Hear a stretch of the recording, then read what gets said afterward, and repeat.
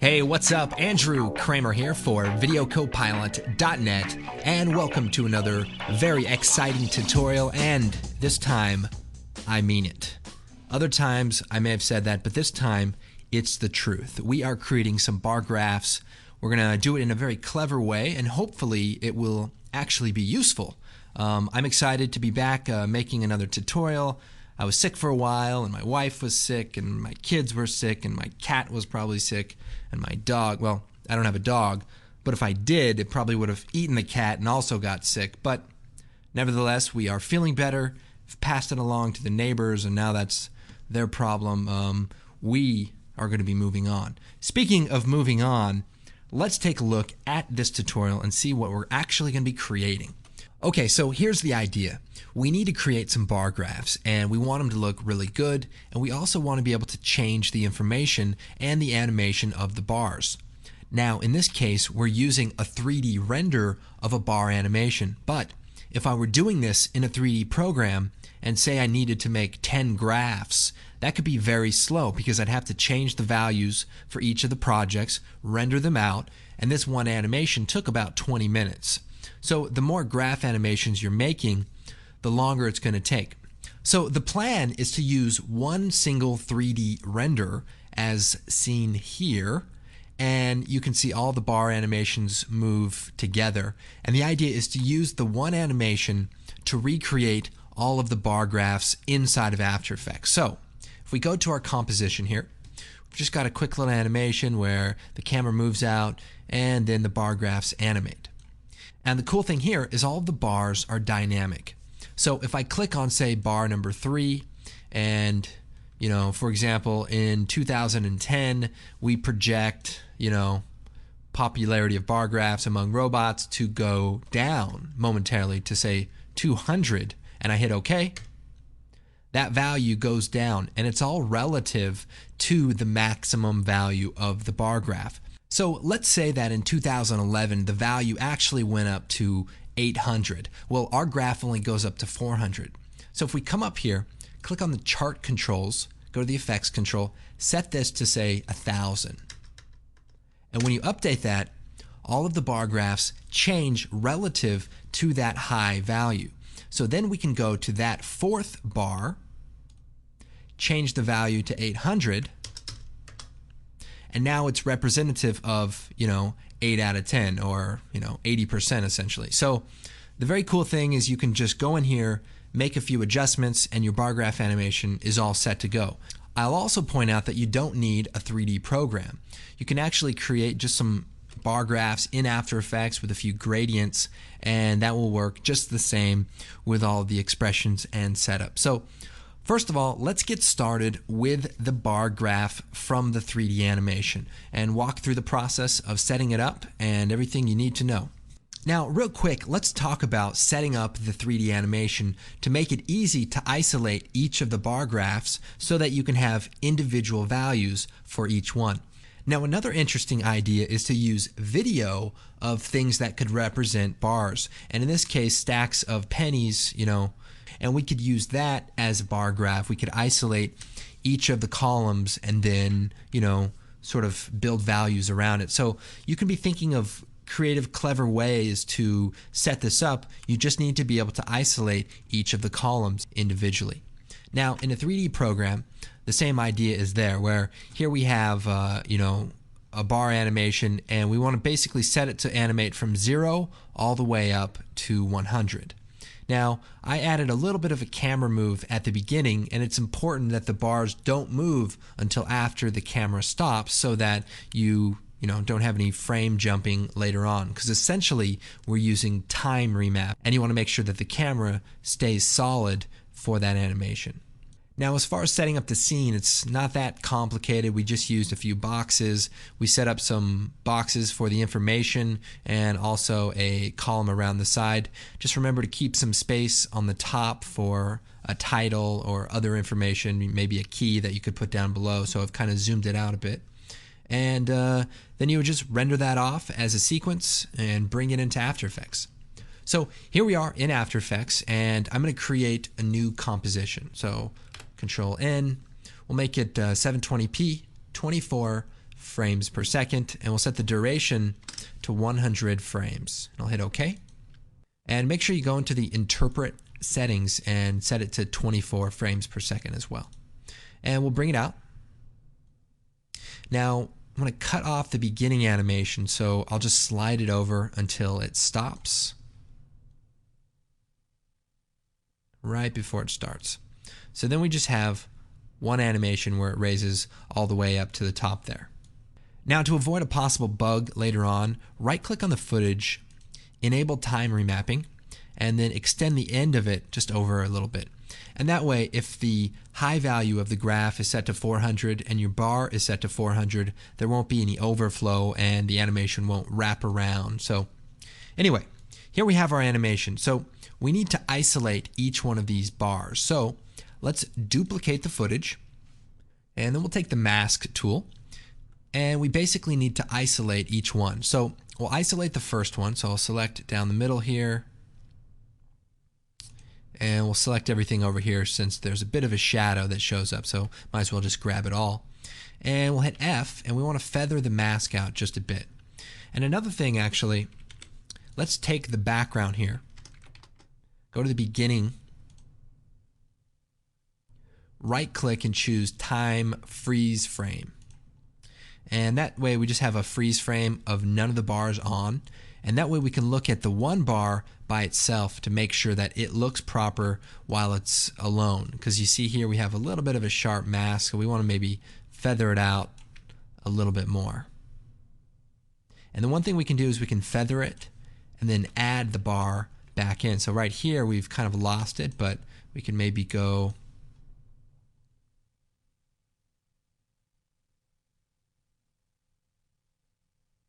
add that mask, and so we don't actually lose it if we go back up to full resolution.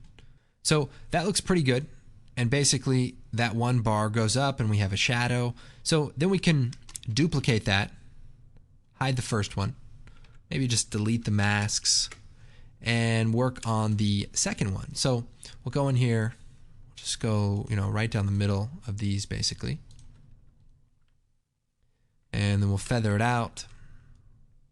Now just be careful when you're feathering. You don't want to be able to reveal the bar that's next to it. So bring it in so that it disappears. And you just want to make sure that you retain as much of the shadow as possible so that this looks good and it's worth the trouble.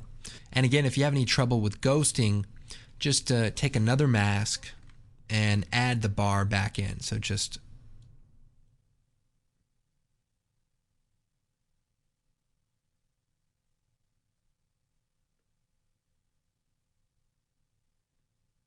So if you look closely and we shut off the second mask, set it to none, it almost looks a little transparent. But if we switch that to add, we're basically adding that back in since we know that that's an important part.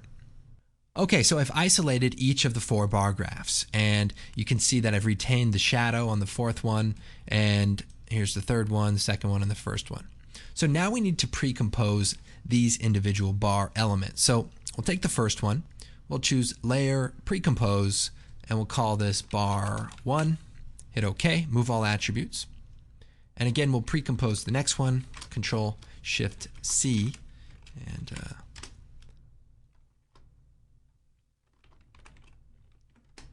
it's good to name your layers so that you know what's going on. And now we've got our 4 bar animations. Okay, now let's create our dynamic text value. So we'll take the text tool, we'll type 100. This part doesn't really matter because we're going to be updating it, but we do want to make it a 3D layer.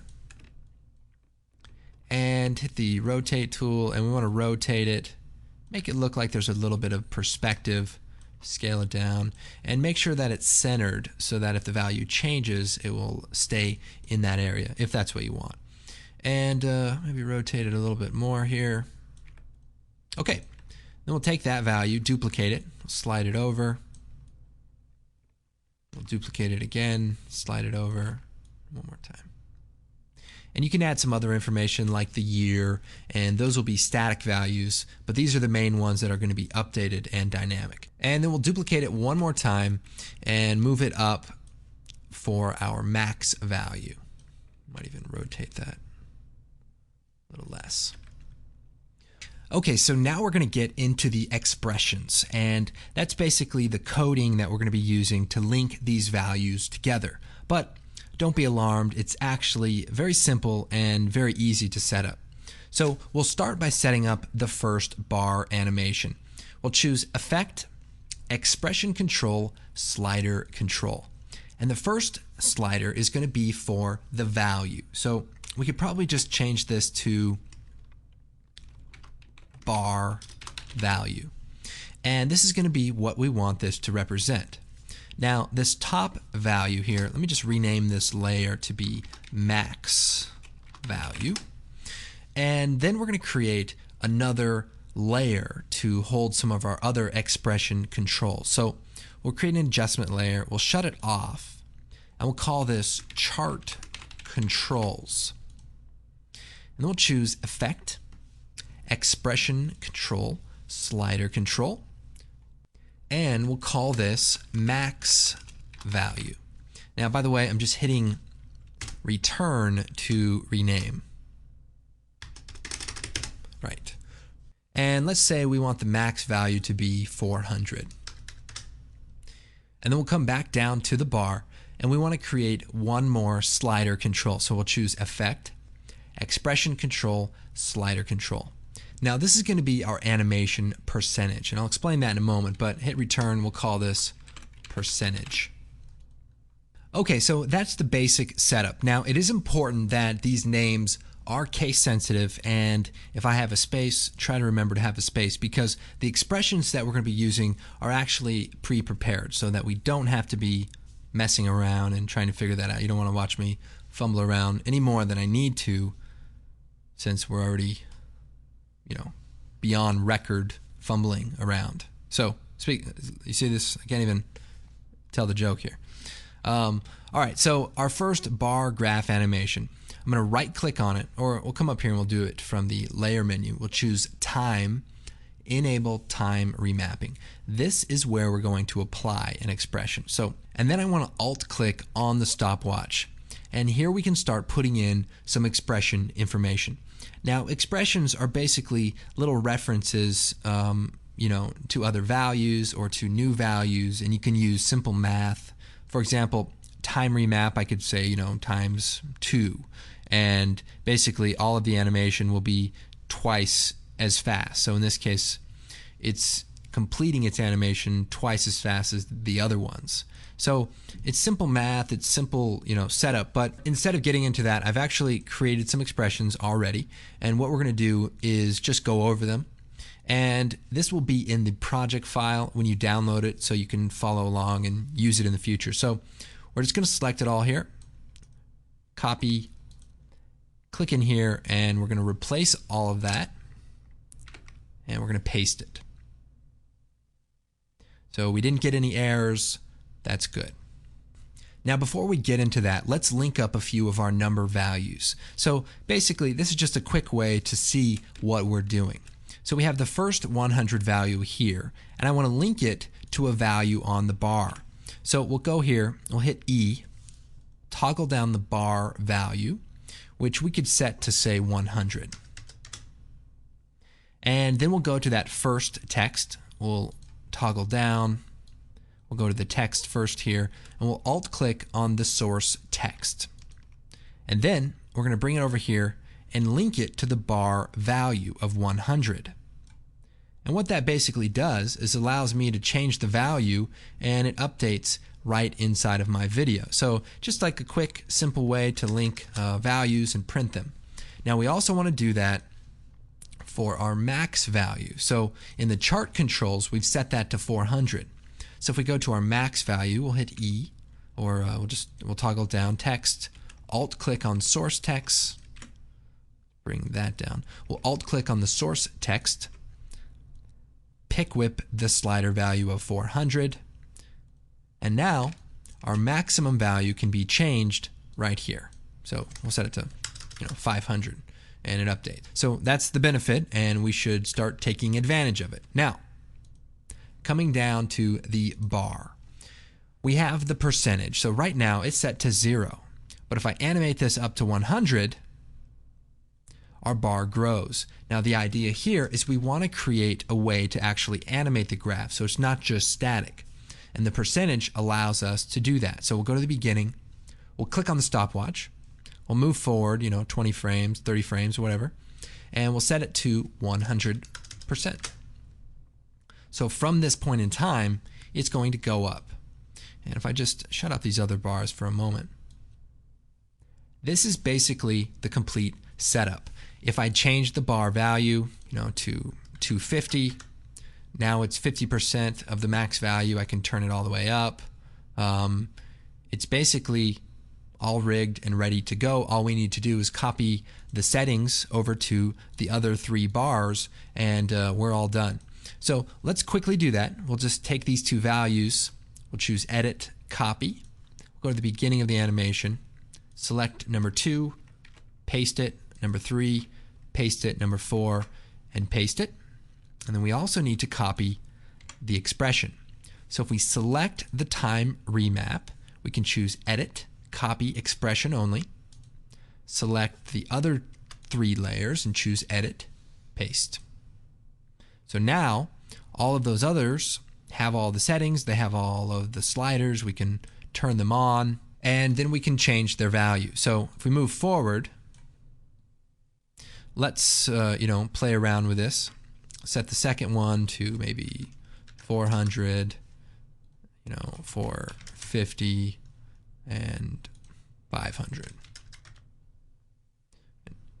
And there you have it. Now we also need to link up the values of each of the text layers. We can do that just by going into the text and linking the source text up to the bar value. And that way number 2 links to number 2. So we'll alt-click, pick whip. And what I'll do is I'll just copy this expression that's created, go into the next one, alt-click on the stop, paste it in there, and I know we need to change this to bar number 3 instead of bar number 2, and likewise we'll go in here, we'll change it from bar number 2 to bar number 4, and our animation should be dialed in. So 315, 400, 450, 500.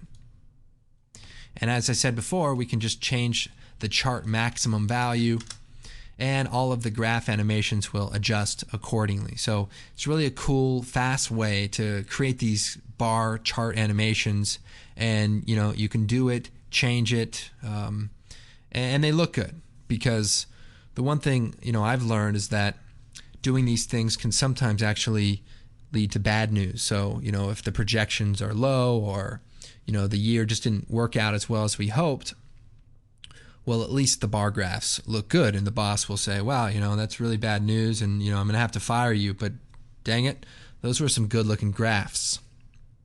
And you pack your things and you take off. But this is the idea, and I hope this tutorial was useful and kind of eye-opening to what things might be possible. Now, for those who might be interested in setting this up without a 3D program, I basically did the exact same thing. We have a composition that has this bar animation. It's 100 frames long, and then what you do is you go into the time remap, you add your expression, you set up your values just the same, and you're good. And then when you're all done, you can just throw the animation back to the beginning so that you have it fade in, text fades in, maybe a little flash of a gold solid set to add, just to create a little dramatic effect, and you're in business. So well, I hope you guys enjoyed this tutorial, and maybe you'll think of some other cool ideas and ways to use the technique.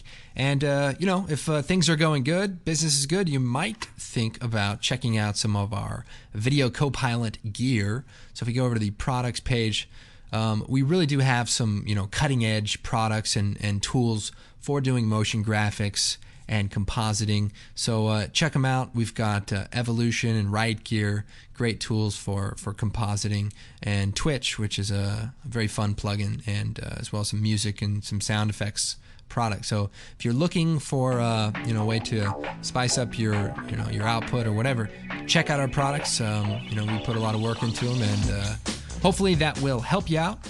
My name is Andrew Kramer, and we'll see you next time.